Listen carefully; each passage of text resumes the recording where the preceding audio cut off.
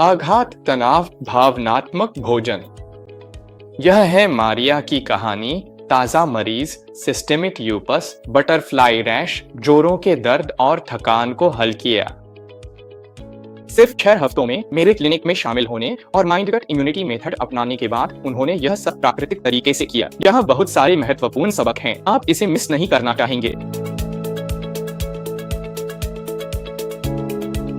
नमस्ते, मैं डॉक्टर चंदन दासरी हूँ। मैं एक सर्जन हूँ जो आंत माइक्रोबायोम की गड़बड़ी और ऑटो इम्यून सूजन को ठीक करने में विशेषज्ञता रखता हूँ। मेरी तकनीक, जो लक्षणों को केवल 6 हफ्तों में पलटने में सक्षम है, ने वर्षों में हजारों मरीजों की मदद की है और इसे माइंड गट इम्यूनिटी मेथड कहा जाता है। और अगर आप और जानना चाहते हैं, तुम gclinic.com पर जाएं और एक फ्री ट्रेनिंग में नामांकन करें।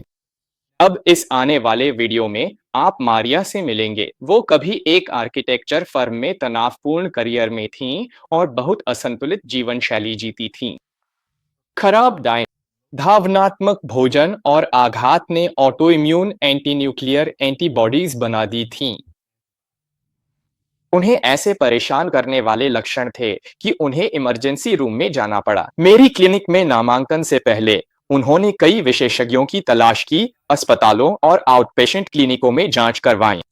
वो एक रूमेटोलॉजिस्ट के पास भी गई, जिन्होंने उन्हें ल्यूपस के इलाज के लिए प्लाक्वेनिल हाइड्रोक्सीक्लोरोक्वीन लिखने की सलाह दी थी। लेकिन कई सालों तक स्टेरॉयड्स और तमाम इम्यूनोमॉड्यूलेटिंग दवाओं पर विचार करने के बाद भी मारिया फिर वहीं आ गईं जहां से शुरू किया था, अपनी ऑटो इम्यून बीमारी को जड़ से ठीक करने की कोशिश में। तो चलिए शुरू करते हैं। यहाँ आप मुझे और मारिया को मेरे ऑफिस में चर्चा करते हुए देखेंगे।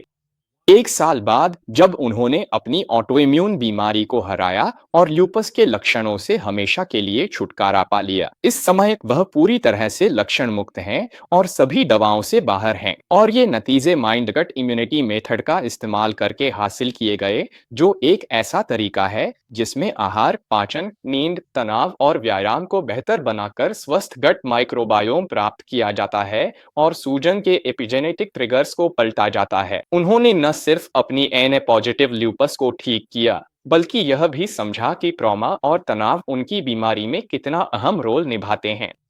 हमने कुछ वाकई गहरे मुद्दों पर बात की और मुझे सच में उम्मीद नहीं थी कि चर्चा वहां तक पहुंच जाएगी। लेकिन मैं हर उस व्यक्ति को जो ऑटो इम्यून बीमारी से जूझ रहा है, यह वीडियो अंत तक देखने की सलाह दूंगा। इसमें बहुत सारे अहम सबक हैं, तो चलिए शुरू करते हैं। ठीक है, मेरा साथ देने के लिए धन्यवाद। अब 1 साल से भी ज्यादा हो गया है जब से आप माइंड गट इम्यूनिटी मेथड पर हैं और हमारे क्लिनिक से जुड़ी हैं। आपको यहां तक लाने में क्या वजह रही? अब आपके पास ल्यूपस का डायग्नोसिस है, हाँ? आपको कैसे पता चला कि आपको ल्यूपस है? साल 2015 में एक सुबह मैं उठी तो मुझे खांसी रुक ही नहीं रही थी। मेरे गले में इतना ज्यादा कफ था कि मैं लगभग घुट ही रही थी। मैं इमरजेंसी रूम गई। उन्होंने मुझे भर्ती कर लिया क्योंकि मेरी रेस्टिंग हार्ट रेट 150 से ऊपर थी। मेरा ब्लड प्रेशर 200/100 से भी ज्यादा था।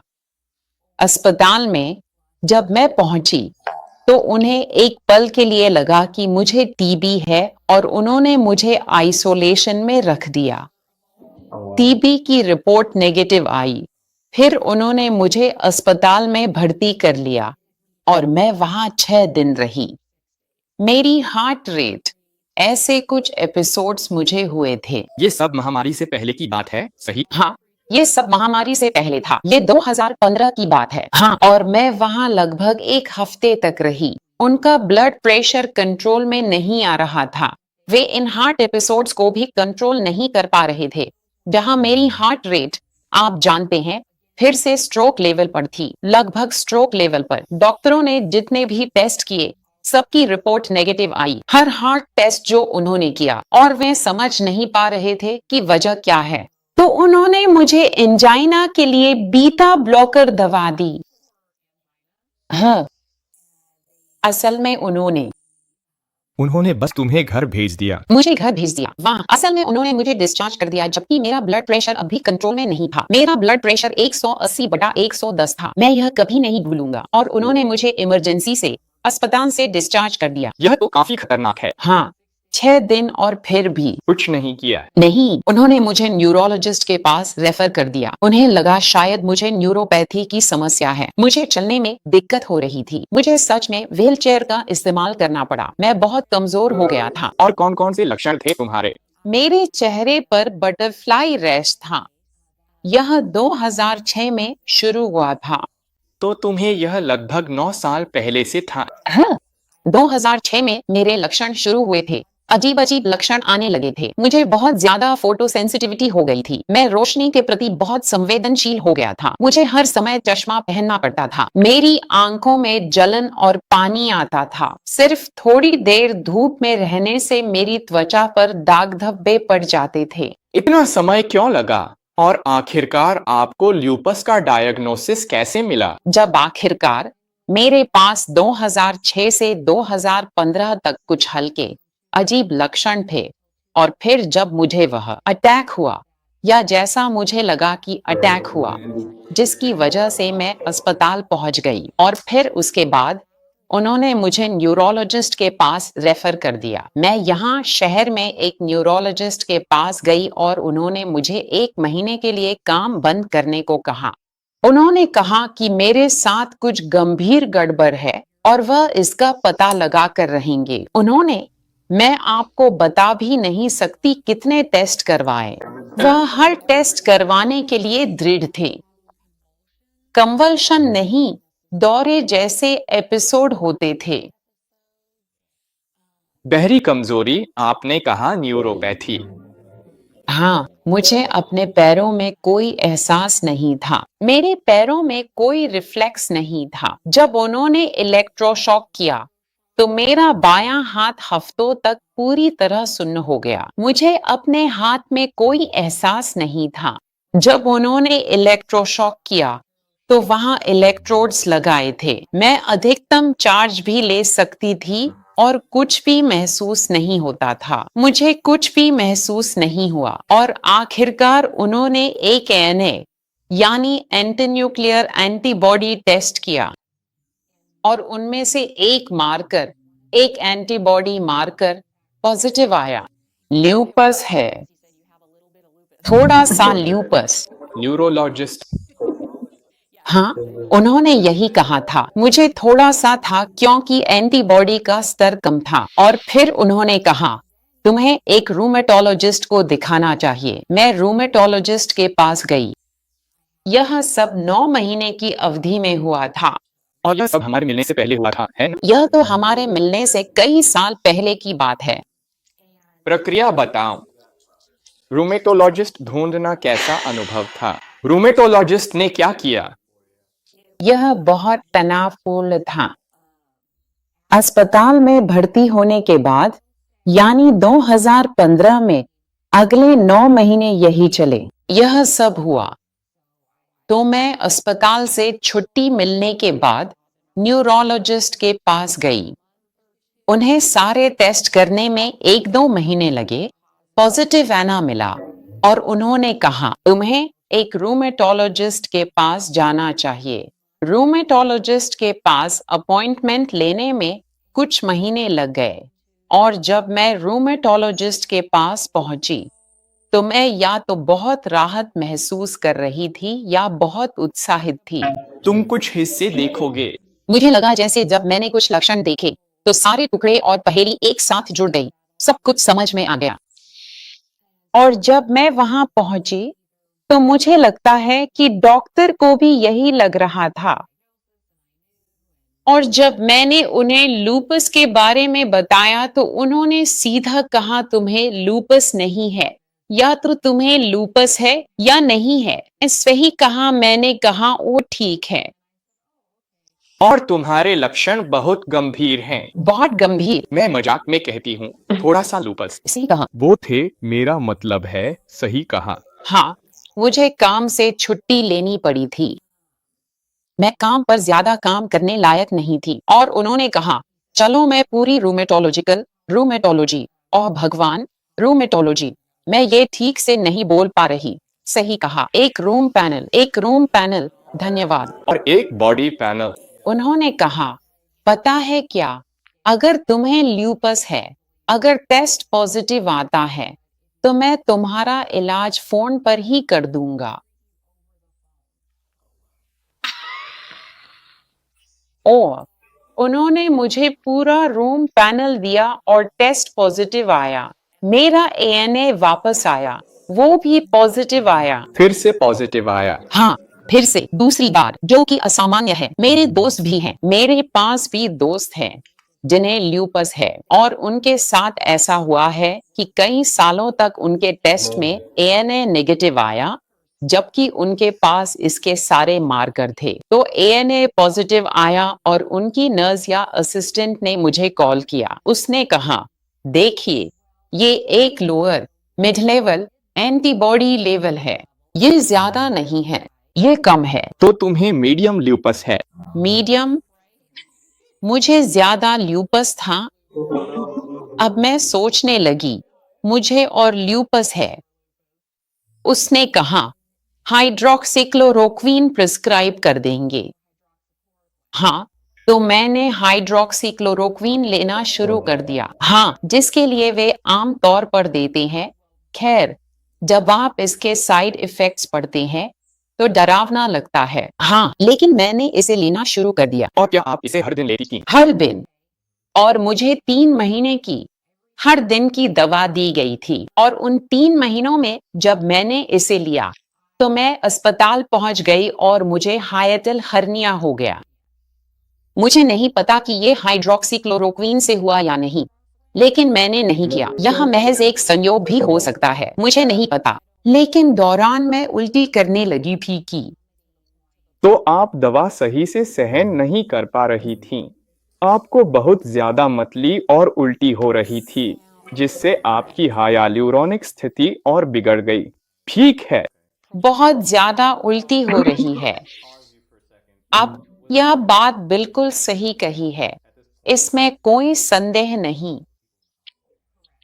तो इस समय क्या इस दौरान कभी ऐसी कोई बातचीत हुई कि आप लूपस या ऑटोइम्यून बीमारी को कैसे पलट सकते हैं? जैसे क्या कभी गट माइक्रोबायोम के बारे में कोई चर्चा हुई? तनाव? नहीं, कुछ भी नहीं। बस ये रहा हाइड्रोक्सीक्लोरोक्वीन। मैंने वो 3 महीने तक लिया। उस समय आपकी जीवन शैली कैसी थी? स्वस्थ, ज्यादा स्वस्थ नहीं थी। मुझे पता था कि सही खाना क्या है, लेकिन मैं भावनात्मक रूप से खाने वाली थी। ओह अच्छा। लेकिन उस समय मुझे ये समझ नहीं आया था। मैं बस वही खाती थी जिसकी मुझे तलब होती थी, भले ही मुझे पता था अंदर से शायद वो सही खाना नहीं था खाने के लिए। या और जाहिर है, आम तौर पर जो तनाव चल रहा था और मैं अपनी देखभाल कर रही थी, मैं खाने से जुड़ा भावनात्मक मुद्दा था। ओम, उस साल मुझे नहीं पता हम कितने व्यक्तिगत हो रहे हैं, लेकिन उस साल जब मुझे ये सारे लक्षण हुए और वो ज्यादा गंभीर थे, उस समय मेरे दिवंगत पति की माँ 5 महीने के लिए कोमा में चली गई थी। मैं उसी समय अपनी बीमारी की जांच करवा रही थी। यही वो समय था जब ये सारे लक्षण सामने आए। तो असल में बहुत ज्यादा तनाव था। मुझे लगता है उस स्थिति का तनाव और आघात। जब उनकी माँ कोमा में थी, हम उन्हें 5 महीने तक अलग अलग जगहों पर ले जाते रहे। मुझे पता है कि मैं विषय से थोड़ा हट रही हूँ। ये सब तब हो रहा था जब मेरी बीमारी की जांच चल रही थी, और फिर 6 महीने बाद उनकी मृत्यु हो गई। वाह! पति की मृत्यु? उसकी सास की मृत्यु। आपकी माँ की मृत्यु? जो कोमा में थी। सास? आपने किसी की देखभाल की थी? वो कोमा में थी। परिवार का सदस्य? 5 महीने, सही है ना? वाह! और फिर उसी समय जब ये सब दर्दनाक घटनाएं हो रही थी, मुझे सबसे गंभीर और स्पष्ट लक्षण महसूस हुए।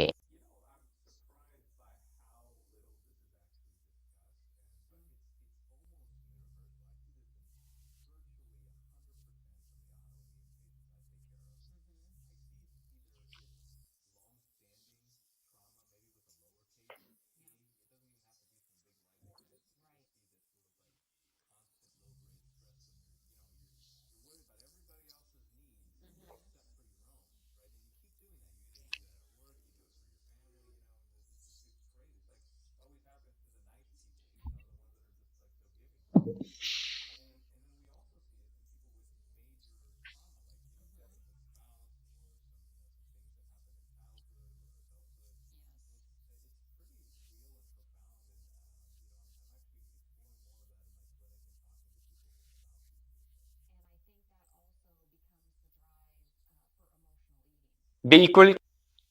खाना एक सामना करने का तरीका है।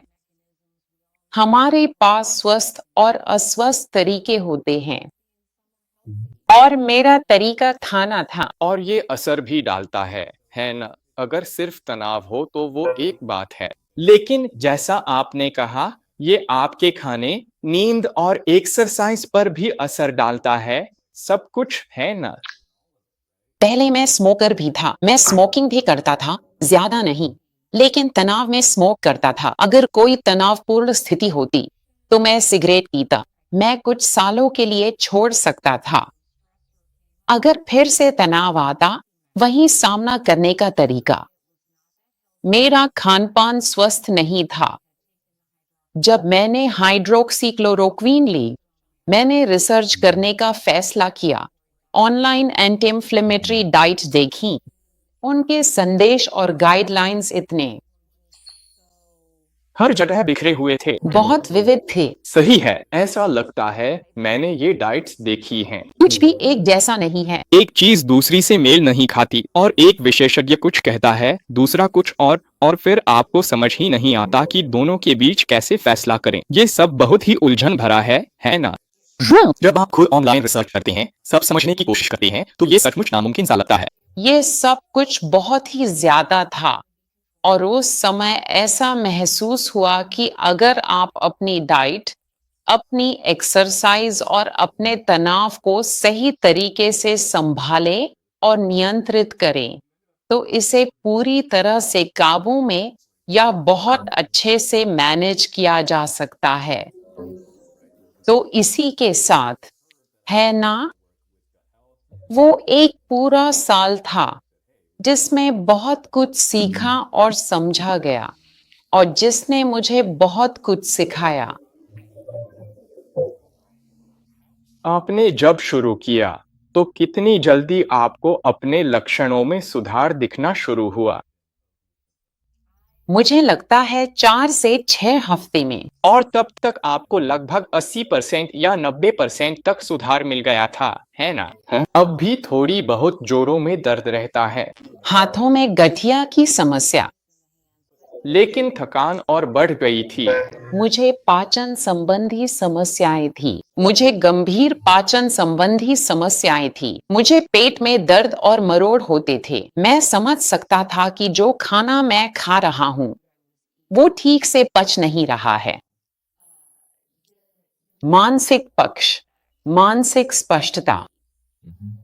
सिर्फ इतना ही नहीं, थाने को मुकाबला करने की आदत से दूर होने का मानसिक पहलू भी था।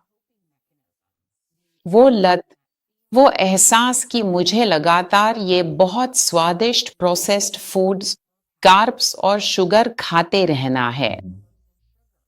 ये मेरा पेट, मेरा दूसरा दिमाग, मेरे पहले दिमाग को बता रहा था, तुम्हें इसकी जरूरत है, तुम्हें ये खाते रहना है। और मैं संतुष्ट नहीं हो पा रहा था। मुझे पेट भरा हुआ महसूस नहीं होता था। मुझे अब भी भूख लगती थी। हमने शुरुआत की, हमने तुम्हारा पूरा डाइट बदल दिया। हमने तुम्हें असल में एक फाइटोन्यूट्रिएंट डाइट पर डाला। मैंने तुरंत ही चाय से शुरुआत की और चाय ने बहुत मदद की।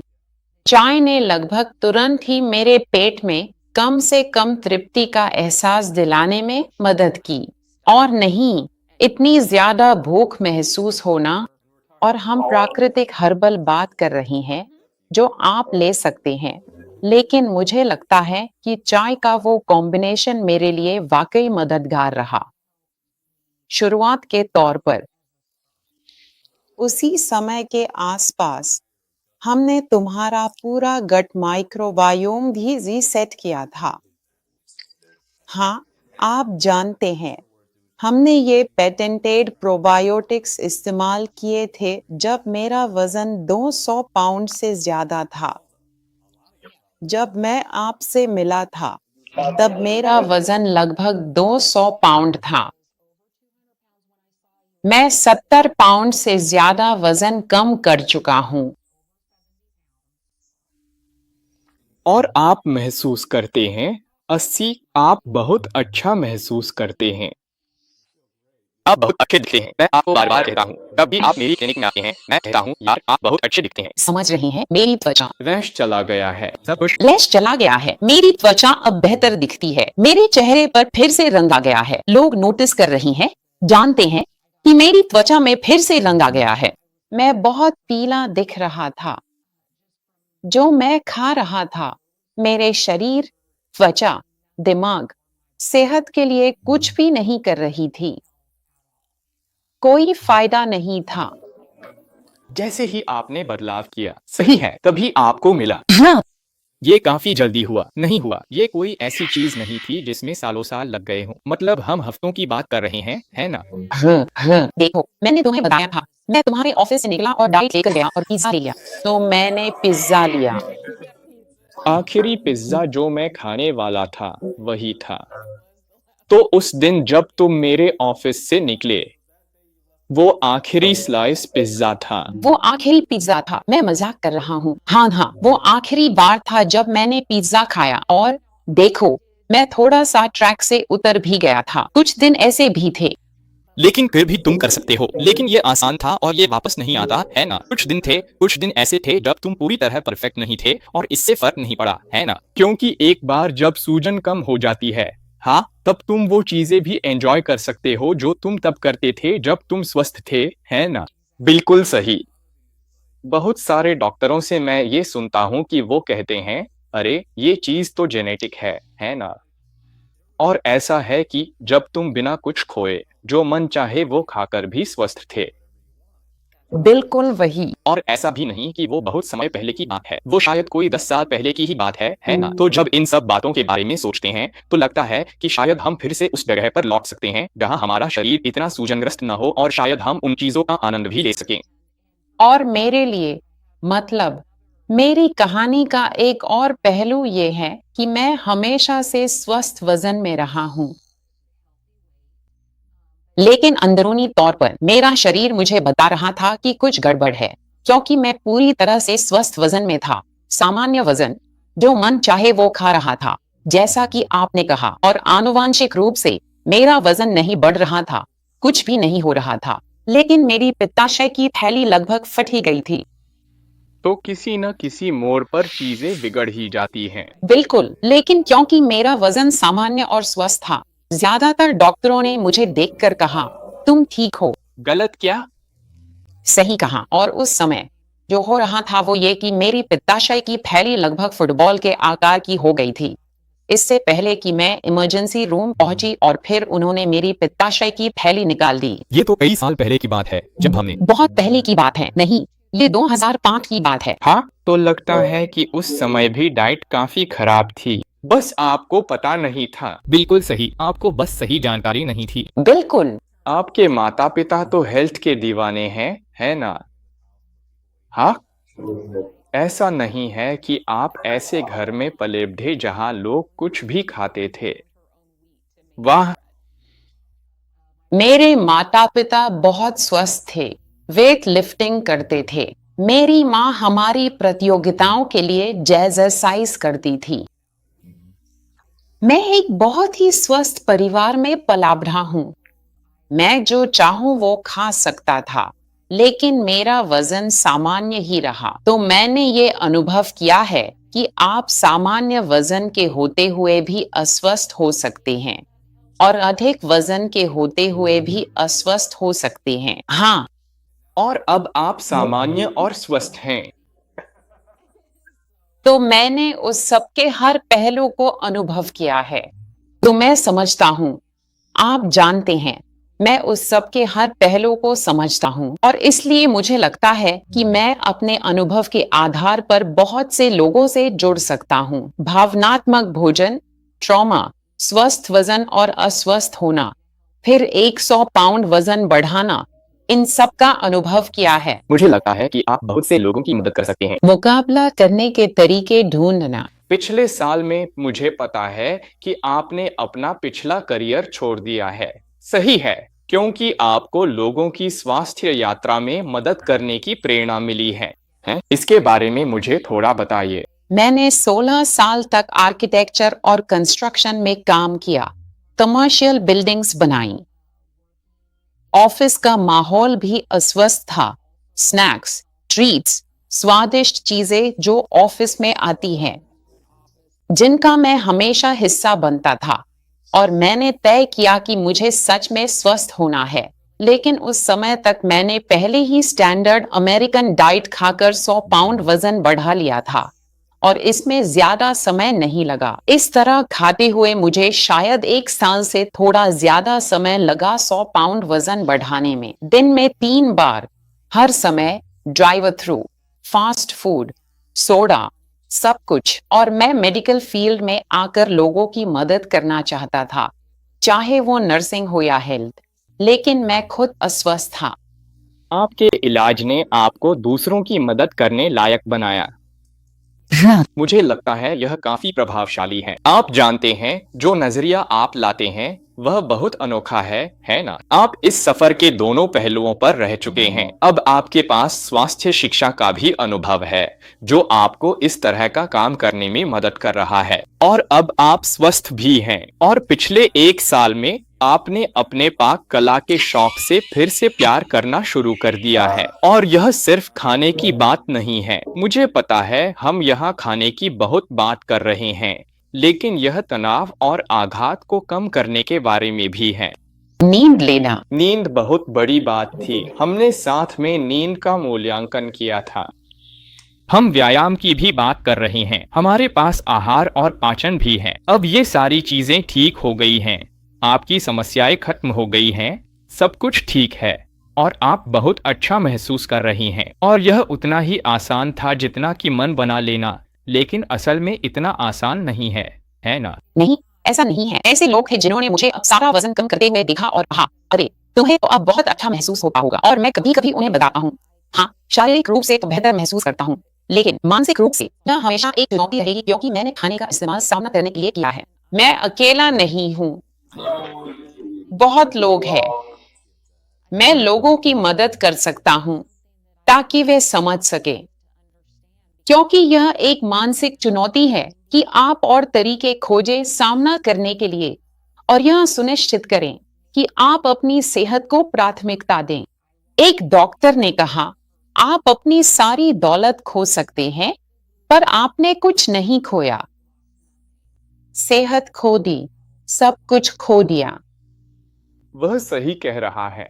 और मैं अपनी कहानी और अनुभव साझा करना चाहता हूँ, ताकि मैं दूसरों को यह समझाने में मदद कर सकूं। आपकी सेहत को प्राथमिकता देनी चाहिए। हम सभी के पास समय की कमी और समस्याएं होती हैं।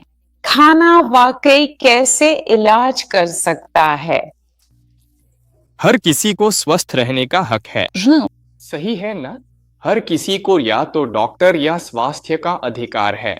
उनके आसपास ऐसा माहौल हो जो उन पर विश्वास करे और उन्हें सही तरीके से स्वस्थ होने का रास्ता दे। यह सही है। लोग गोलियां खाने से थक चुके हैं। जिस बारे में वे बात कर रहे हैं, एक डॉक्टर से दूसरे डॉक्टर के पास भेजा जाना, जवाब न मिलना, यह निराशाजनक है। यह एक और वजह से है। मैं किसी को जानता था, उसे ल्यूपस था, वह रीनल फेलियर में थी। और जब मुझे आखिरकार पता चला कि मुझे डायग्नोसिस हुआ है, तो उसका एक ही कहना था, उन्हें तुम्हें गिनी पिग मत बनने देना। उसने कहा, मुझे गिनी पिग जैसा महसूस होता था। हर लक्षण के लिए एक गोली, फिर दूसरी, और यह चलता रहा। यह प्रक्रिया, मेडिकल प्रक्रिया, इतनी निर्जीव हो गई है। और हाँ, अब तो सब एल्गोरिदम, गोलियां, प्रोटोकॉल बन गए हैं। और आप जानते हैं, वो इंसानी पहलू जैसे गायब ही हो गया है। और लोगों को समझाने, उनकी समस्याओं और चुनौतियों को जड़ से समझने और सुलझाने की कला चली गई। उनकी असली समस्या क्या है? कला का अंत हो गया। ये जैसे अब ढूंढना मुश्किल हो गया। हमने वो चीज खो दी है, यहाँ तक कि सांस्कृतिक रूप से भी और एक देश के तौर पर भी। खासकर अमेरिका में हम खाने के माहौल और फूड इंडस्ट्री से लड़ रहे हैं। और हाँ, ये सब कुछ इन hyper palatable, hyper processed foods के इर्द गिर्द ही घूमता है। और इसलिए कड़ी मेहनत करना सही है। और सुविधा की बात करें तो समय की कमी में लोग कहते हैं कि हेल्दी खाना महंगा है, और मैं कहता हूं हाँ, हेल्दी तैयार खाना महंगा है। स्वस्थ खाना जो आप खुद बनाते हैं वो असल में इतना महंगा नहीं होता। जो डाइट प्लान मैंने दिया है, आप ये करके काफी पैसे बचा सकते हैं।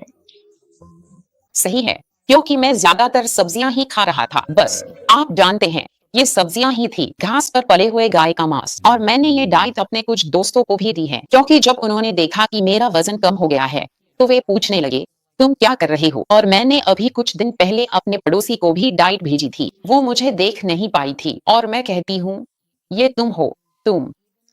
भले ही लोग कहते हैं कि उनके पास समय नहीं है या खाना बनाना नहीं आता, लेकिन आपको सच में समय निकालना ही पड़ेगा। आपको अपनी सेहत के लिए समय निकालना ही चाहिए, यह महत्वपूर्ण है। मुझे लगता है कि हम यहीं पर अपनी बात समाप्त करेंगे और मैं सचमुच आपके यहाँ आने की सराहना करता हूँ और मैं इस यात्रा को लेकर उत्साहित हूँ। बिल्कुल। मैं आपकी मदद कर सकता हूँ और आप दूसरों की मदद कर सकते हैं। मैं भी। आप जानते हैं, अपना संदेश, बात, दृष्टिकोण फैला सकते हैं। मुझे लगता है कि आपके पास इस विषय पर बहुत सारे दृष्टिकोण हैं और यह काफी मूल्यवान है। महान। तो मुझे आशा है कि आपको वह भाग पसंद आया होगा। यदि आप अंत तक पढ़ पाए हैं तो मुझे आशा है कि आपको आघात और भावनात्मक तनाव के बारे में कुछ मूल्यवान परिप्रेक्ष्य प्राप्त होगा तथा यह भी पता चलेगा कि वे सिस्टमिक लूपस जैसी स्वप्रतिरक्षी बीमारी से किस प्रकार संबंधित हैं। इसके अलावा अगर आपको मेरी सामग्री पसंद आई हो तो लाइक और सब्सक्राइब करना न भूलें। और यदि आपको लगता है कि यह वीडियो आपके किसी जानने वाले की मदद करेगा तो इस वीडियो का लिंक पुनः पोस्ट करना न भूलें। हमेशा की तरह दौचंदम दसरी माइंडगट इम्यूनिटी क्लिनिक से अगली बार मिलूंगा।